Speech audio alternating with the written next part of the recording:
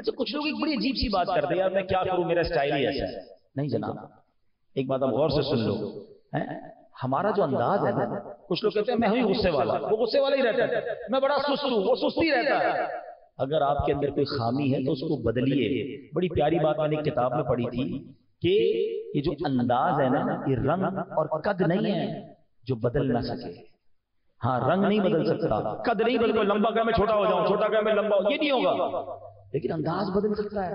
اگر آپ سخت ہیں آپ نرم ہو سکتے ہیں، آپ غصے والے ہیں آپ نرم مزاج ہو سکتے ہیں، آپ لڑاکو ہیں تو آپ لڑائی چھوڑ سکتے ہیں. اور اس کی زندہ مثال دعوت اسلامی کا ماحول ہے. کیسے کیسے تھے بھائی، آج مبلغ دعوت اسلامی بن گئے، ہم لوگ کیا تھے؟ تو جب ہم سب اس حوالے سے بدل سکتے ہیں تو ہمارے بہت سارے مزاج تو ٹھیک نہیں ہیں، ہمیں بدلنے ہوں گے. اب میں آپ کو مومن کی تعریف بیان کرتا ہوں. کچھ لوگ کہتے ہیں کیا کرے بھائی، ہمارا اسٹائل ہی ایسا ہے، لوگوں کو بدلنا ہے، لوگوں کو برداشت کرنا ہے تو برداشت کریں. نہیں، یہ زبان جہنم میں پہنچا سکتی ہے. اگر ہماری زبان سے کسی کا دل ٹوٹ رہا ہے، وہ کہتے ہیں نا تلوار کا وار وہ تو ٹھیک ہو سکتا ہے، زبان کا وار ٹھیک نہیں ہوتا. وہ بہت لمبا درد کرتا ہے، دلوں کو توڑ دیتا ہے. تو زبان نرم رکھیں، یہ زبان کہیں مروا نہ دے ہمیں. تو اپنے مزاج کو بدلنا ہوگا. یہ غصے کی عادت، طنز کی عادت، کچھ لوگوں کا مزاج اتنا عجیب ہے، طنز. جب بھی کوئی ملے تو کوئی نہ کوئی طنز کر دیں گے. مطلب کوئی خوبی نظر ہی نہیں آتی ان کو. کسی کے گھر ان کو دعوت میں بھی بلا لینا اپنے گھر پہ، گھر آئیے ہمارے گھر پہ دعوت کھانے. تو دعوت کھانے بھی آئیں گے تو کہیں گے یار ابھی تک کوئی پرانا کلر کیا ہوا، پچھلی بار آیا تو پھر بھی یہی صوفے تھے، اب بھی یہی صوفے، کب بدلو گے بھائی؟ کھانے میں چاول بنا تو روٹی کیوں نہیں بنائی، روٹی بنا تو چکن کیوں نہیں بنایا؟ بندہ کہ یار اس کو نہیں بلاتا دعوت میں تو اچھا تھا. تو کسی کے لیے تکلیف کا باعث بنتا ہے. اچھا آپ کی نظر میں بھی ایسے لوگ ہوں گے کہ جن سے جب بھی ملو نا بندہ کہتا ہے کاش نہ ملتا تو ٹھیک تھا، انہوں نے کوئی نہ کوئی سوئی چبو دینی ہے.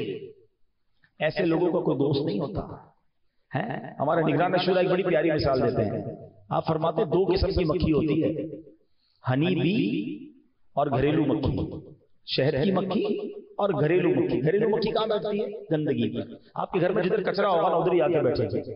آپ کے پورے جسم پہ جہاں زخم ہوگا وہ مکھی وہیں آ کے بیٹھے گی. اس کا کام ہی گندگی ڈھونڈنا ہے. اور شہد کی مکھی کہاں بیٹھتی ہے؟ پھولوں پر.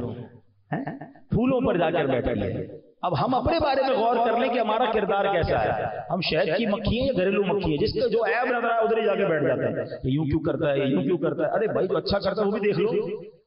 اور شہد کی مکھی پھولوں پر، خوبیوں پہ نظر رکھیں. آپ ہر دل عزیز ہو جائیں گے. آپ لوگوں کی حوصلہ افزائی کرنے والے بنے. اپنی زبان سے پھول برسائیں، انگارے نہ برسائیں. دنیا میں تنہا رہ جاتا ہے وہ بندہ جس کی زبان اچھی نہیں ہوتی، جس کی گفتگو اچھی نہیں ہوتی. نبی پاک علیہ السلام کی گفتگو کا عالم یہ تھا، تھوڑی دیر صحبت میں بیٹھتا تھا وہ دیوانہ ہو جاتا تھا.